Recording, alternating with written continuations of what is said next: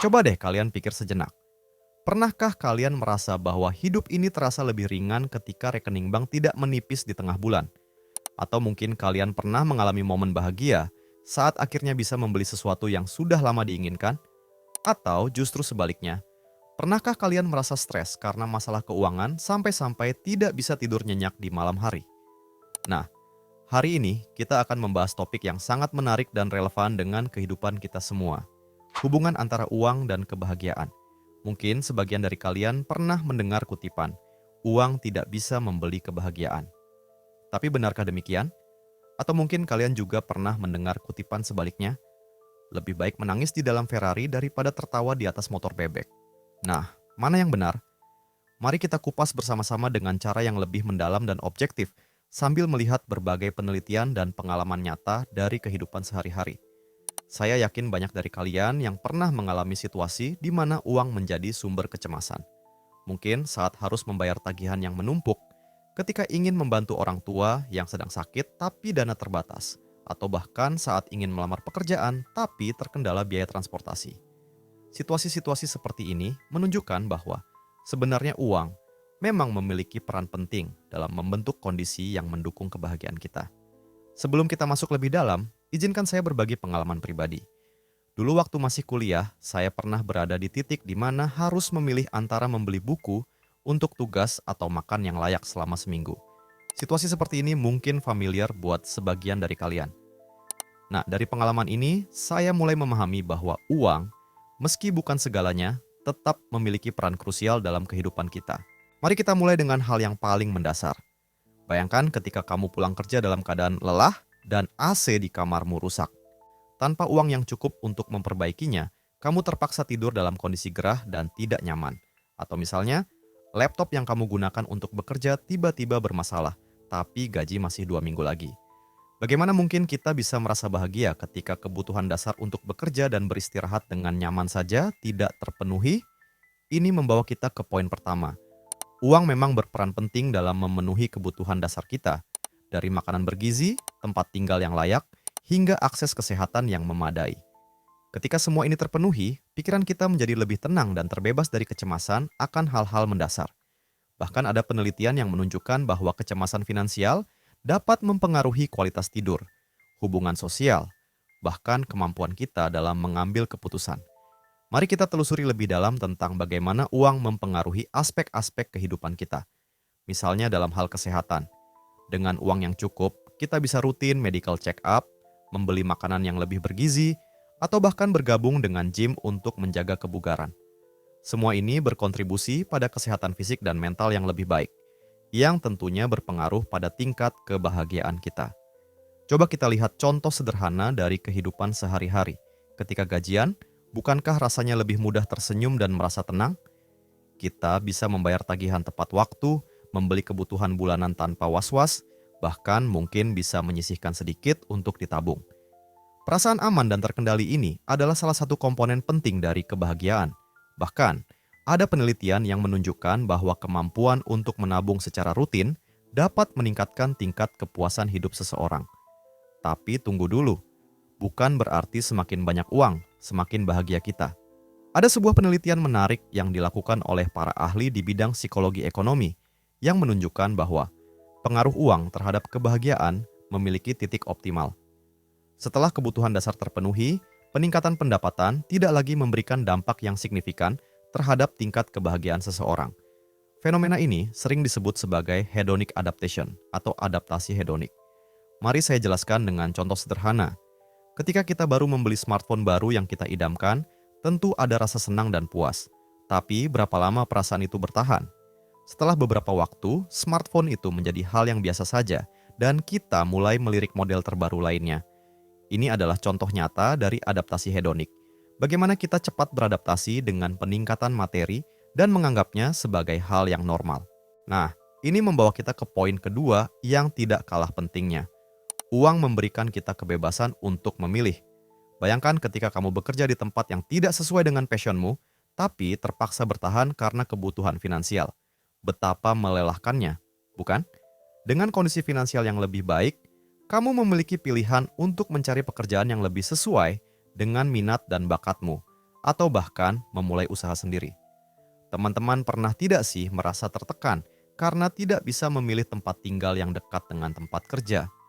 Atau mungkin ingin pindah ke kota lain untuk mengejar impian tapi terkendala biaya? Bahkan mungkin ada yang ingin melanjutkan pendidikan ke jenjang yang lebih tinggi tapi terhambat masalah finansial. Nah, disinilah peran uang dalam memberikan kebebasan pilihan menjadi sangat terasa. Berbicara tentang pilihan, ada hal menarik yang perlu kita perhatikan. Kadang, terlalu banyak pilihan justru bisa membuat kita stres dan bingung. Para ahli psikologi menyebut fenomena ini sebagai paradox of choice atau paradoks pilihan.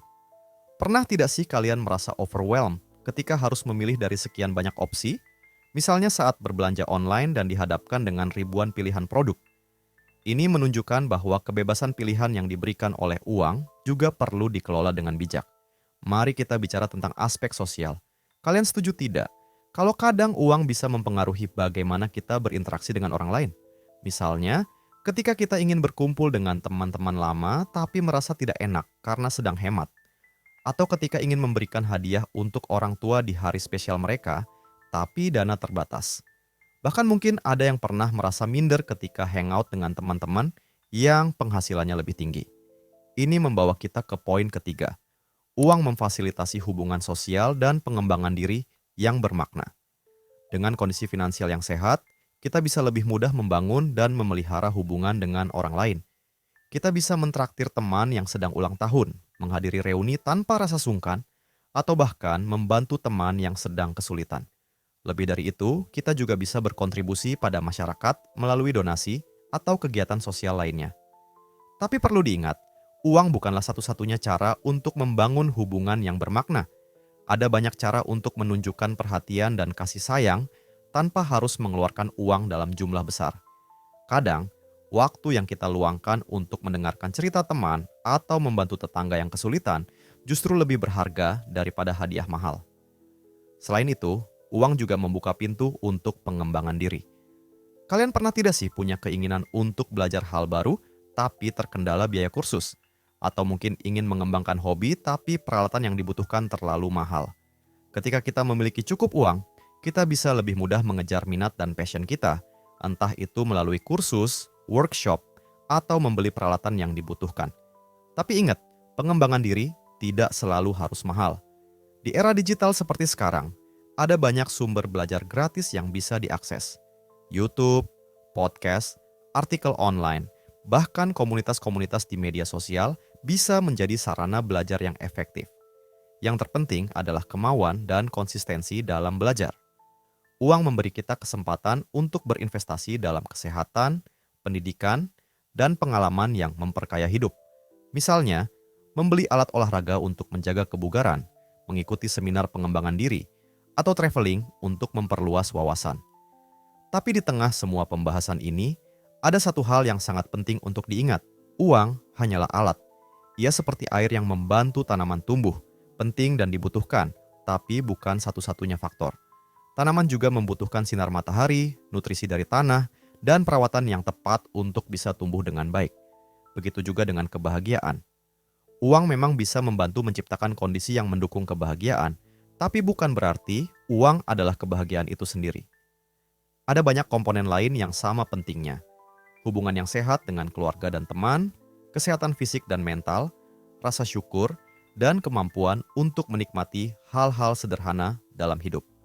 Ada penelitian menarik yang menunjukkan bahwa orang-orang yang menghabiskan uangnya untuk pengalaman, seperti traveling atau menghadiri konser, cenderung lebih bahagia dibandingkan mereka yang menghabiskan uang untuk barang material. Ini karena pengalaman menciptakan kenangan yang bertahan lama dan seringkali melibatkan interaksi sosial yang bermakna. Jadi, bagaimana sebaiknya kita menyikapi hubungan antara uang dan kebahagiaan ini? Pertama, penting untuk memahami bahwa mengejar uang dan mengejar kebahagiaan adalah dua hal yang berbeda, meskipun saling terkait. Kedua, kita perlu bijak dalam mengelola dan menggunakan uang yang kita miliki. Dan yang tidak kalah penting, kita perlu menyadari bahwa ada banyak sumber kebahagiaan yang tidak bisa dibeli dengan uang. Coba renungkan sejenak. Apakah selama ini kita terlalu fokus pada pengejaran materi dan melupakan hal-hal lain yang juga penting? Atau mungkin kita terlalu mengabaikan aspek finansial hingga membuat hidup menjadi lebih sulit dari yang seharusnya. Bagaimana kita bisa menciptakan keseimbangan yang tepat? Mungkin jawabannya berbeda untuk setiap orang. Yang penting adalah kita bisa mengenali dan menghargai peran uang dalam hidup kita, tanpa membiarkannya mendominasi atau menentukan kebahagiaan kita secara keseluruhan. Sebelum mengakhiri video ini, saya ingin mengajak kalian semua untuk melakukan refleksi kecil. Cobalah untuk menuliskan 3 hal yang membuat kalian bahagia hari ini, dan perhatikan berapa banyak dari hal-hal tersebut yang sebenarnya tidak membutuhkan uang dalam jumlah besar. Lalu, tuliskan juga 3 cara kalian bisa menggunakan uang dengan lebih bijak untuk mendukung kebahagiaan kalian. Nah, bagaimana menurut kalian? Apakah kalian setuju dengan pembahasan ini? Atau mungkin kalian punya pengalaman berbeda tentang hubungan antara uang dan kebahagiaan? Yuk, share pendapat kalian di kolom komentar di bawah. Saya sangat menantikan diskusi yang menarik dengan kalian semua. Terima kasih sudah menonton sampai akhir. Sampai jumpa di video berikutnya. Stay happy, stay grateful, dan tetap bijak dalam mengelola finansial kalian.